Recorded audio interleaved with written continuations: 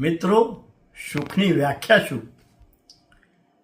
સુખ મેળવવા માટે માણસે આગળ પાછળ ઉપર નીચે બધા ફાંફા મારે છે.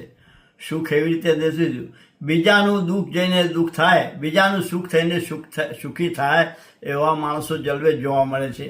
આજુબાજુમાં જે કોઈ ભાઈ બહેન રહેતા હોય, જે કોઈ મિત્ર મંડળ રહેતું હોય, એ જો સુખી હોય અને આપણે એને જોઈને સુખી થઈએ તો આનંદમાં અનેરો વધારો થઈ જાય છે.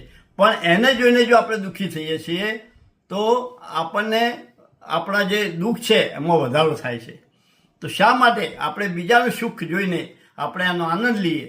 બીજાનું સુખ જોઈને આપણે તો કંઈ આપી શકવાનું નથી, તો બીજા સુખમાં આપણે એનો આનંદ લઈએ તો આપણા આનંદમાં વધારો થવાનો જ છે. તો માટે બીજાની એક વાર્તા સ્વરૂપે તમને કહું કે રાજા રાણી હતા, એની સંતાન હતા, એમને કોઈ બાળક નહોતું. તો એની એ જ્યારે ઝરૂખે બેઠા હતા તો એમને એક અમે જોયું તો એક ગરીબ ભિખારી લેતા, તો એમનું બાળકને ખવડાવવા માટે પ્રયત્ન કરતા હતા. હવે નિસંતાન રાજા રાણી એમ વિચારવા મળ્યા કે અમારે તો સંતાન છે નહીં, અને આ ગરીબ માણસ છે, એને જો સંતાન આપ્યું છે ભગવાને, એટલે એ નિસંતાન હતા એટલે બાળકનું સુખ નહોતું. જ્યારે પેલી બાજુ બાળક હતું પણ એમની પાસે ખાવાનું કે અનાજ નહોતું, તેથી એ દુઃખી હતા. માટે રાજા રાણી દુઃખી હતા, આ બાજુ ગરીબ ભિખારી પણ દુઃખી હતા. તો આમાં ભગવાને સંપૂર્ણપણે કોઈ સુખી રાખ્યા નથી. સુખ મેળવવું એ આપણા હાથની વાત છે.